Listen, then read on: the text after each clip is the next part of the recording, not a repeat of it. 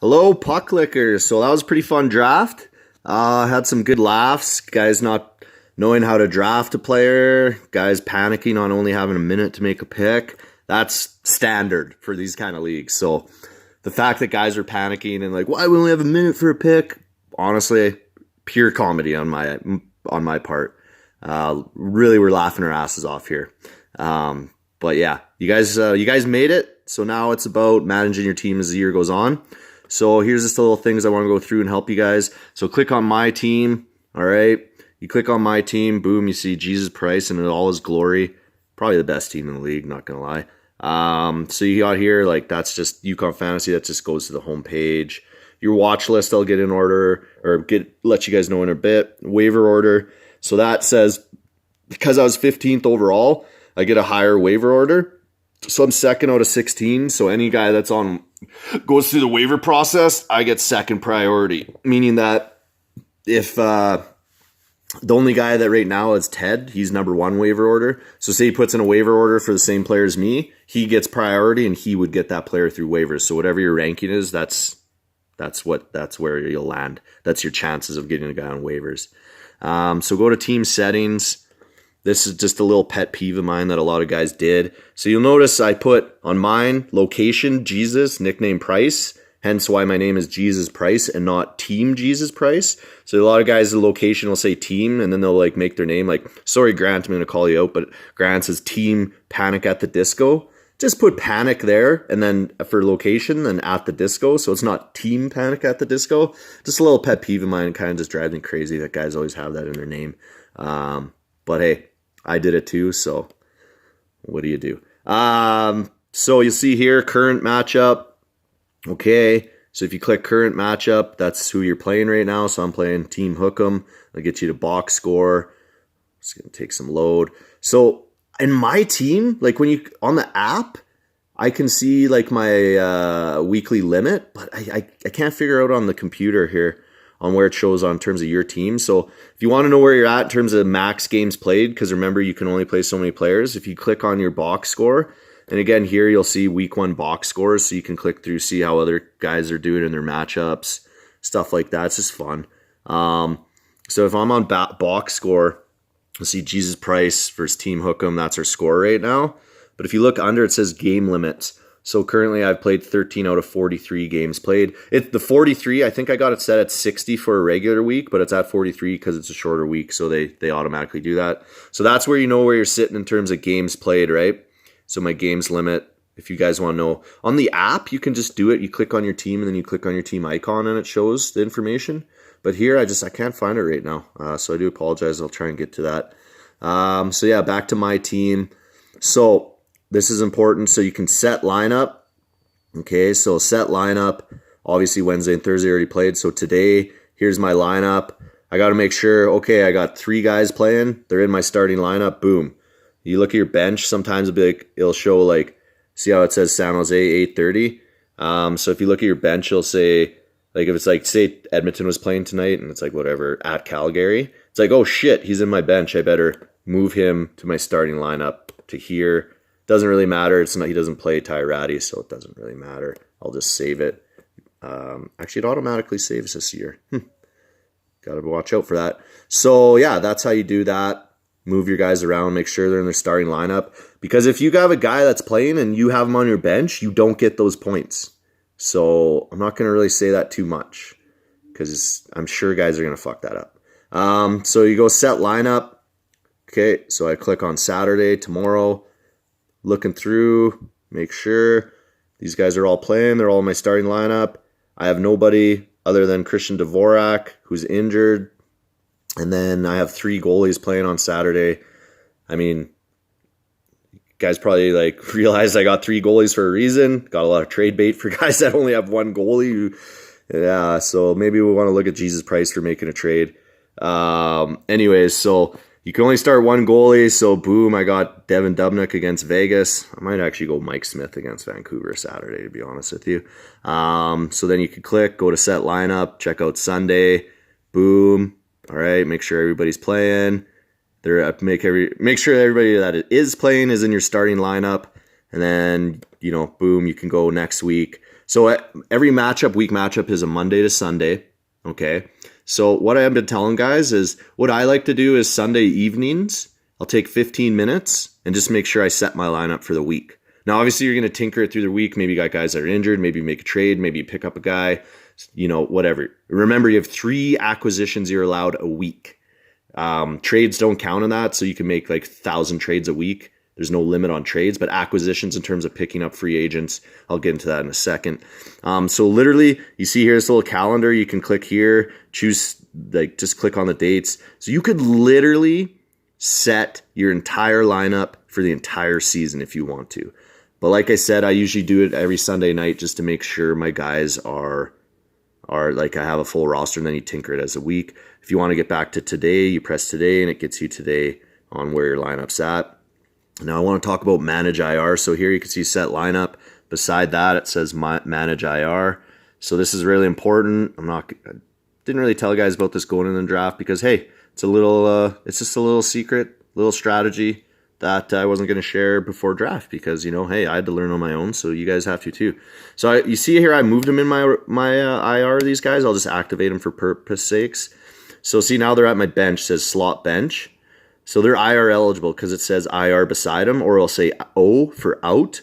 If it's day-to-day, you can't move guys, and they're not IR eligible.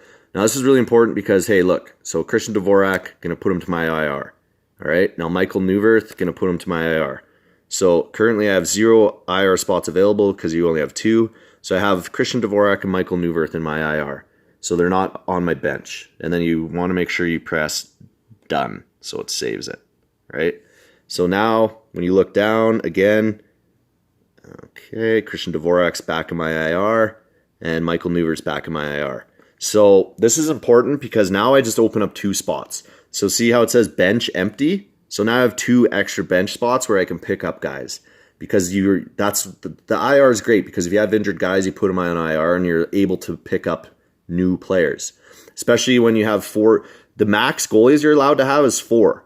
I have 4, but one's an IR, so I can actually pick up another goalie. Okay, so it's 4 healthy goalies. Same with centers, right? If you have a center in the IR and you're only allowed 5 centers, you put a center in IR that's injured, then you can pick up another center because they're in IR. That doesn't count against your max amount of goalies or centers you're allowed. Now, when they get healthy, you go to manage IR again and then activate.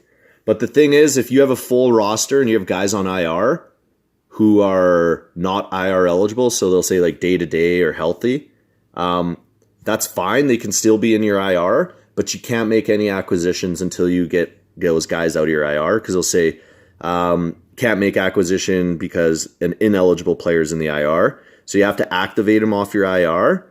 And then when you do that, if you have a full roster, you have to drop somebody because you have too many people, right? So when they do get healthy and you activate them off your IR, then you're going to have to drop somebody. Or you can just, maybe that guy in IR is the plug and it's like he's not getting healthy or he wasn't that good anyways. Like Michael Neuwirth shares time with Brian Elliott. I mean, I'm hoping that Neuwirth can take the ball there because we know how Philly goalies roll. So, I mean, you can either drop them or not. And then like how to drop players, you click here, drop players. All right, and it'll say drop. Obviously, I don't want to drop any of these guys. Make sure you don't fuck that up. I mean, if some guy accidentally drops Sidney Crosby and he's available for everybody, I'll probably be like, okay, clearly this was a mistake. Let him have him back. You do it again, though, and you're in trouble. Don't make that mistake. So here you can go to drop players, and then the steps are pretty easy. I don't really want to accidentally drop a guy here. So you pick a drop player, and then you press continue, and it'll drop them.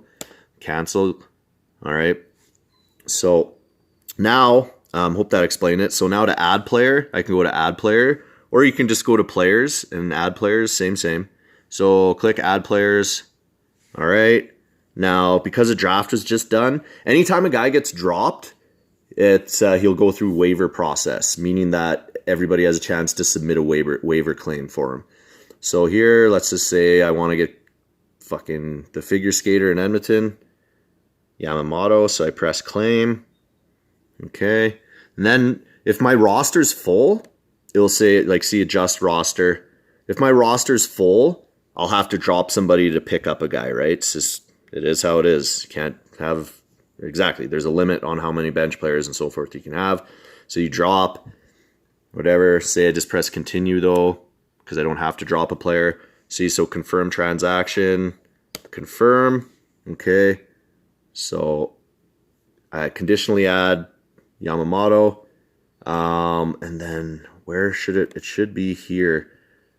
Pending moves, there it is, okay. So now I look, oh hey, I got pending moves, and you'll see pending moves, so if you get a trade offer, it'll be here, right? So you'll see it says conditionally, blah, blah, blah, but I want to cancel this claim. I just showed it you guys for purpose sake. What's this one again? I think this is if you have more than one claim, you can like prioritize them. So press waiver priority number 1. So cancel claim, because I don't actually want to do that. And then boom, there you go. Okay. Now when you go to add players, once they go through the waiver process, if they don't get picked up on waivers, they're a free agent. So instead of the yellow, you guys will see this. Come on. So instead of the yellow beside every guy, it'll be a green button, meaning that you can pick them up at any time. Oh shit, I just gave away some information there. Don't worry. So to put guys on watch list, you just click here. Click to add to watch list, right? And then when you go back to your team, so, and here, this is how you guys can, like you can see, like you can sort it out where I'm like, okay, total, how many points do these guys have this year so far? Okay, come on. So there, so Colin White has 7.9 in his first game. Shows you all the stats, what they get. Obviously, 7.9 is pretty good. And then that's how you can press who has the most goals right now. You click these and it'll rank them accordingly. The average points they get a game. Obviously, guys only played 1 game. Well, some have played 2 actually. Anyways, and then compare players. You can mess around with that. I'm not going to tell you. And then you can sort it out like, hey, I have a lot of forwards, but I just want to look at D, and then it'll just show you all the D available. And then, oh, I just want to look at goalies, all the goalies available. Boom, right? Oh, I got Halak and Grace on my watch list. Oh, shit. Oh, shit. Now you guys know what I'm up to. Really don't care. So this is a long video, but it has to be done, you guys. Like, this video will help. So yeah, that's how you kind of operate your roster. Now, if I'm like, oh, I want to check members. See, I'm a league manager, so it's a little different. Like when I press members, it's like I can fucking remove you guys and stuff. Obviously, I won't do that. But when you guys click members, it'll probably just show all the teams. And then say, what I was looking at. I was looking at Foster's team, actually, here. I'll give you an example. Like, so straight out of Compton, so I click on him. And Kyle, you and I will probably be talking about this. Okay, boom, boom, boom. So now I could look at his roster and what he's doing, all his players. See, so if you want to show stats for the entire year, you just go 2019 season. All right. And then if you go like you can't rank it. You can just go through. So you look through on their roster and it shows all their season stats. Or like you can check 2019 season, the last 7 games, or last days, I think, whatever, right? So you can see what they've been doing lately if you want to look at a guy's roster. Now you look at, see, it says his set lineup, and then way across says proposed trade. So if I go to proposed trade, all right, boop, boop, boop. Then I'm looking at, okay, Kyle's got Lundqvist and Saros, so he's kind of really only got 1 starting goalie there. So I'm just like, oh, I just want to bamboozle you, right? So let's take Pietrangelo, and let's take Keith Yandel, and might as well take Ryan Suter while I'm at it. All right, so then you go to continue. So obviously I'm asking a boatload from Kyle. So they'll see incoming players, and then your players. Who do I want to trade him? Like, oh, hey, you can have Mike Smith. Cool. There's no way Kyle takes that trade. If he does, actually, then like I'm laughing. So and then send trade offer, right? And I'll just confirm I'm offering Mike Smith for a boatload. There's no way he takes this, but just for purpose sake, I press confirm. Okay, so now I sent Kyle that trade offer. And then I'll say pending moves, and this is an offer I have outgoing right now. And if you're like, fuck, you know what? Like, maybe I don't want to do that. Guy gets injured, or it's like guy blows up, gets a hat trick that you're sending. You're like, ooh, maybe I don't want to do that. I'll cancel trade. So boom, cancel trade. All right. Hope that makes sense. Now, if you trade 3 guys for 2 and you have a full roster, you're going to have to conditionally drop somebody because you can't go over the limit, right? Makes sense. And then, yeah, I think that's pretty much it. I mean, there's going to be other things.